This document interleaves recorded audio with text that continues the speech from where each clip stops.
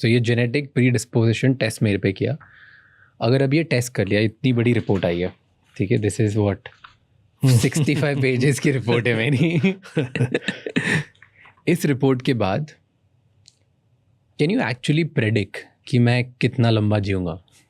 How long can I live and how long will I live? वो हो नहीं सकता, यानी कि दैट्स नॉट पॉसिबल. लेकिन इसमें जो जेनेटिक प्रीडिस्पोजिशन टेस्ट में क्या होता है कि आपको जो होने वाला जो डिसीजेस है, उसके बारे में हम ट्रैक कर सकते हैं. यानी कि this are the kind of diseases for which you carry high risk. Okay, let's break it down. मैं एकदम एग्जाम्पल समझते हैं, मेरी रिपोर्ट है. You have any specific things to ask? No, I want to ask कि एक basic level पे I will try to show as much as I can to the people as well. अच्छा. That's normally people don't do. But I'm very transparent with it. So I'll try to show as much as I can. कि So Raj Shamani decoded. Yeah, तो मुझे decode करो कि इसमें क्या problems हैं, क्या सही है और क्या गलत है. And then I think I have it on the iPad. Okay. So I'll just take it. आपके लिए अगर आप देखें तो the cardiac health अगर आप देखें तो cardiac health में you have a higher risk for LDL cholesterol. तो यानी कि जेनेटिकली आपका LDL कोलेस्ट्रॉल बढ़ने की संभावना है. ठीक है, जेनेटिकली. हाँ, मेरे घर में है cholesterol problems. You have it in the family. Yeah. Okay. I don't have it, but my family has it. Till now you don't have it. That means that gene is not expressed. Okay. Luckily. ठीक है. Now, you also have got high risk for myocardial infarction. क्या होता है इसका मतलब? Myocardial infarction is almost like a heart attack. जहाँ पे आपका जो हार्ट का जो मसल वीक होता है. इट्स नॉट द ब्लॉक, वो वीक है. MI. ओके. तो और तीसरा देख लो आपके लिए हाई रिस्क है QT यानी कि ये जो आप देखें तो ECG में ग्राफ्स जैसा होता है ना, उसमें PQRT जैसा होता है. So QT is something like a gap. तो आपके लिए वो QT प्रोलॉन्ग्ड यानी कि this is not a disease. हर एक का QT का जो गैप होता है वो अलग अलग होता है. तो मेरा और आपका तो अलग होगा. ठीक है. So but you have a prolonged QT. ठीक है. तो इससे प्रॉब्लम क्या होता है? मेनली प्रोलॉन्ग्ड QT जिनका होता है उनके लिए दूसरा जो heart disease like sudden cardiac death जैसा प्रॉब्लम्स हो सकता है. लेकिन इसको ट्रिगर करना चाहिए. Unless and until it is not triggered, there is no problem. Okay, wait. Then you said sudden cardiac arrest. तो उसमें ये भी लिखा है कि sudden cardiac arrest की रिस्क मेरे इसमें हाई है बहुत. देखता हूँ. Yes, it's high risk. How can you say that कि मेरे पे हार्ट अटैक की रिस्क बहुत ज़्यादा है? क्योंकि आपके लिए आपके अंदर वो जीन वेरिएंट है. वो gene variant sudden cardiac death create कर सकता है. नंबर 1. नंबर 2, वो जीन वेरिएंट को ट्रिगर करने की पॉसिबिलिटी क्या होगा? That is what we need to figure out. मेरे अंदर भी होता है कोरोनरी आर्टरी डिजीज का हायर रिस्क वाला जो जीन मेरे अंदर भी है. ओके. तो अभी अगर आप देखें तो इसमें QT इंटरवल जो प्रोलॉन्ग्ड है, तो QT interval, prolonged QT interval और सडन कार्डियक डेथ में के अंदर तो कनेक्टिविटी है. दोनों जीन के अंदर कनेक्टिविटी है. तो आपको ये देखना पड़ेगा कि जो QT प्रोलॉन्ग QT का जो जीन को एक्टिवेट मत करे. So how do you do it? Okay. Normally prolong QT जिनका भी होता है उनके लिए high intensity interval trainings challenging होता है. नहीं करना चाहिए. बिल्कुल. So HIIT, so should I stop HIIT completely? Yeah, you should do moderate exercise as per this. I should not even do boxing and stuff like that because that's technically HIIT. Yeah, otherwise आपके लिए कुछ functional medicine doctor के साथ बैठ के आपको एक clarity के साथ एक बिल्डअप करना पड़ेगा. यानी कि जो न्यूट्रिशनल सप्लीमेंटेशन का एक स्टॉक और सब बिल्ड करके कर सकते हैं. जैसे कि मैंने जब ब्राउज कर रहा था मैंने ये भी देखा है कि आपके जो मैग्नीशियम का जो अब्सॉर्प्शन लेवल बहुत कम है, यानी कि जेनेटिकली. तो यानी कि जितना भी आप फूड खाने से मैग्नीशियम मिलता है, नॉर्मली 400 मिलीग्राम मैग्नीशियम आपको चाहिए हर एक दिन. लेकिन नॉर्मल तरीके से जो खाने से आप जो भी अवेलेबल होगा that will not be enough for you. You need more. ठीक है. मैग्नीशियम ऐसा एक मिनरल है जो जिनका इम्पैक्ट हर एक चीज़ के ऊपर होता है. Not just muscle, not just on the sleep. कुछ लोग सोचते हैं कि magnesium is connected to sleep. It has got everything to do with the muscles of the heart, everything. तो ये सब कनेक्टेड है. तो सपोज मैं एक एग्जांपल देता हूँ. जैसे हमारा एक क्लाइंट जो एक मल्टी मिलियनर है गुजरात से, तो उनका जो रिपोर्ट आया, उनको क्यूटी, प्रोलॉन्ग क्यूटी था. हाँ. तो उनके लिए marathon was not recommended. Normally prolong QT वालों के लिए मैराथन रिकमेंडेड नहीं है. तो हमारे जेनेटिक काउंसलर्स ने कहा कि marathon is not recommended. He started laughing. तो उन्होंने कहा तो 2 साल से मैं तो मैराथन तो दौड़ रहा हूँ. I am very passionate about marathon. तो 2023 में उन्होंने मैराथन में, दिल्ली मैराथन में कोलैप्स हुआ. तो उसके बाद एक और बार उनका काउंसलिंग किया, और तो we could fix certain things, like there are certain connection, some correlations. Specially उनके लिए मैग्नीशियम का प्रॉब्लम था. मेरे ख्याल से अब वो फिर एक बार मैराथन दौड़ना शुरू कर दिया, but after taking some magnesium IV. So this is the way you can actually personalise. So ये तो नेगेटिव्स की बात कर ली, और अब नेगेटिव्स पे वील गो डीपर. बट ये बताओ कुछ पॉजिटिव भी है? पूरा पॉजिटिव है ना. अच्छा, 250 तो पॉजिटिव है. अच्छा, थोड़े से ही है. आधा तो मैं डर गया कि अब मैं पॉडकास्ट बनाऊं पहले कि ये फिक्स करूं.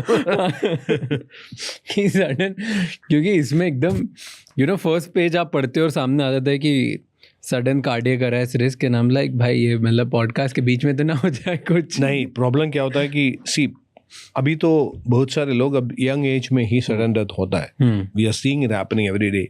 जिम फ्लोर में तो कोलैप्स होके they looks healthy, they look healthy, they eat healthy. उसके बाद भी. हाँ. तो this is one of the reasons जहाँ पे आपका जो ऐसा जीन वेरिएंस होता है, जो जीन वेरिएंस आपके अंदर है, तो अगर आपको उसके बारे में earlier information मिल गया, तो if you have actually blocked the trigger, you have saved your life. So you're telling me कि जैसे अभी recently मैंने देखा there was this one kid, I think 25 year old था वो, and वो बैडमिंटन खेलते खेलते कोलैप्स हो गया. देखा आपने वो वीडियो? नहीं. I'll show you that. It's scary. कि वो बैडमिंटन खेल रहा है, healthy adult, normal, and he is playing very well. वो बैडमिंटन खेलते खेलते just collapsed and sudden like heart failure and death. So you are telling me कि a lot of these things कि जो हेल्दी फिट इंडिविजुअल्स होते हैं, जो gym जाते हैं, जो यंग लोगों में हम डेथ्स देख रहे हैं, वो इसलिए भी होती है क्योंकि वो अपने जीन के अकॉर्डिंग कुछ गलत काम कर रहे हैं. मेरे ख्याल से वही हो सकता है. लोग तो वैक्सीनेशन के ऊपर ब्लेम करते हैं. I am not saying that may not be true, लेकिन वैक्सीनेशन का भी आपको पता है, कोविड का वैक्सीनेशन उन्होंने टेस्टिंग के लिए उतना टाइम नहीं मिला. नॉर्मली क्या होता है कि जब वैक्सीन और उस तरह का ड्रग्स मार्केट में आने के पहले बहुत सारे जो टेस्ट करके whether it will trigger some gene variant, ये सब टेस्ट करते हैं. But that hasn't happened. हो सकता है कि ये वैक्सीन कुछ लोगों के अंदर कुछ जीन वेरिएंट्स को एक्टिवेट करते होंगे. Okay. Like somebody has got a gene variant carrying, say, gene variant for sudden cardiac death. हो सकता है कि ये जो वैक्सीनेशन उसको एक्टिवेट करते, ट्रिगर करते होंगे, पता नहीं. I am just guessing. But of course इस तरह का जो सिचुएशंस अगर आप देखें तो definitely there you can actually trace it back. So otherwise, tell me, Sourav Ganguly, he was a cricket player, and after that he was on the gym, he had a major kind of collapse. I didn't know about it. Yeah. It was about 3 or 4 years back. तो गलत आजकल बहुत सारे trends बन गए, right? Run clubs हो गए, HIIT हो गया, डिफरेंट टाइप्स ऑफ एक्सरसाइजेस, सब वो ट्रेंड और एक्साइटमेंट में कर रहे हैं, तो दैट्स रॉन्ग. Absolutely wrong. मैं नॉर्मली लोगों से कहता हूँ, यानी कि आप जो भी आपके लिए ठीक लग रहा है वो करते रहो. If you want to go very specific on anything, जैसे कि आपको कुछ स्पेसिफिक एक्सरसाइज में जाना है, कुछ स्पेसिफिक डाइट प्लान में जाना है. सी राज, देयर आर पीपल, आपके लिए तो प्रॉब्लम नहीं है. कुछ लोगों के जेनेटिक रिपोर्ट देखे तो there are certain genes which are responsible for fat metabolism. आप जो फैट जो खाते हैं उसको मेटाबोलाइज करने का जो रिस्पॉन्सिबल जीन्स होता है आपके अंदर, अगर वो जीन्स इम्पेयर्ड है, यानी कि उसमें कुछ गलत है, कुछ प्रॉब्लम है, you didn't know about it, आपने उनको कीटो डाइट में डाल दिया, tell me what's going to happen? It's going to be disaster. yeah. So कुछ लोग सोचते हैं कि हरे सब कुछ लाइफस्टाइल के ऊपर है, जेनेटिक्स में कुछ भी नहीं है। I am not saying that genetics is everything, लेकिन आपको कुछ हार्ड कोड, आपके अंदर को जो हार्ड जो कोड है वो इन्फॉर्मेशन मिल गया, तो उसके बाद आपको सॉफ्टवेयर बिल्ड करना आसान है। True. Have you seen the Hyrox trend? या तो वो भी हर किसी को नहीं करना चाहिए। मेरे ख्याल से करना तो चाहिए, लेकिन उसके पहले तो आपको जीन टेस्टिंग। आपको पहले तो समझना चाहिए what is your code. Wow, there is diet जो लोग फॉलो कर रहे हैं, different keto diet, intermittent fasting, your Hyrox जैसे ट्रेंड्स, रन क्लब्स, साइकिलिंग, और वो HIIT जो जाके cycling clubs and ride clubs, 50 तरह के trends, all of this can be disastrous to health if हमने जीन हमारा नहीं एक्सप्रेशन को हमारे जेनेटिक प्रोफाइल अलाउ नहीं कर रहे हैं तो डिजास्टर्स ही हो सकता है। There is no doubt about it. And this is once in your lifetime affair. यानी कि इस आपने जो टेस्ट किया है, you don't have to do it again. This is once in your lifetime. So आपका पूरा information मिल गया, आपने डिकोड कर दिया पूरा, तो सिर्फ एक जेनेटिक टेस्ट करने से मतलब तो नहीं है। You will get only the report and only show the risk factors. उसके बाद एक्सपर्ट्स उसको कोरिलेट करके आपसे कहना चाहिए कि these are the kinds of things that, या these are the kinds of triggers, and उसके मुताबिक किस तरह का एक लाइफस्टाइल मॉडिफिकेशन प्रोग्राम आपके लिए बनाएं, और वो लाइफस्टाइल मॉडिफिकेशन इम्प्लीमेंट करने से आप वो ट्रिगर को ब्लॉक करें। हर किसी को क्यों कराना चाहिए? जो भी जिंदगी को सीरियसली ले रहे हैं और they have I would rather say, wanted to contribute more into their life, into the society, and they think that if their life is worth, everyone thinks, but at the same time, कुछ लोग कहते हैं कि ठीक है, जब कुछ बीमारी हो गया जाएगा उस टाइम देख लेंगे, but always remember, wellness is always cheaper than illness. जब हम हॉस्पिटल में जाते हैं तो हमारे जो कितना खर्चा होता है उसके बारे में हमारा कोई कंट्रोल नहीं है, लेकिन वेलनेस के ऊपर तो आपका कंट्रोल है। किस तरह का जिम में जाना है आप डिसाइड कर सकते हैं। How much supplements you need to take, what price you can decide. So I always find that wellness is always cheaper than illness. So this is a preventive measure you need to take once in your life. That's it. और उसके बाद आपका जो modification, lifestyle modification programme हमने बना के आपको देते हैं, and also we give you a hand holding for 3 months just to create new behavior pattern. और उसके बाद तो ऑलमोस्ट लाइक आपका एक ऑपरेटिंग मैनुअल आपके हाथ में आ गया। क्या कॉस्ट होती है इसकी? I think it's 45,000. या okay, 45,000 is the price now.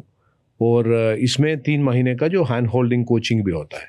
Okay, so 45,000, that's expensive for Indians, like a lot of Indians, right? But people who are serious people who can afford it, they'll afford it. It is expensive, but at the same time, when you look at expensive means you'll have to compare also. जैसे किससे compare करके हम कर सकते हैं, यानी कि इसमें एक लाइफस्टाइल डिजीज का कॉस्ट कितना हो सकता है? वो आप बताओ। If someone can actually go through the program and अगर वो a possible one lifestyle, suppose hypertension or maybe a sudden cardiac death अगर prevent कर सके तो मेरे ख्याल से 45,000 is not a big deal. Fair. Yeah. But कितना मॉडिफिकेशन पॉसिबल है? अब ये तो मेरी जीन्स हैं, ये मेरे को प्रॉबली मेरी फैमिली एंसेस्ट्रल हिस्ट्री से आया होगा, right? That's what you are testing, कि इसमें कुछ that's exactly what you have tested, right? It's not कि मेरी अभी आज लाइफस्टाइल कैसी है।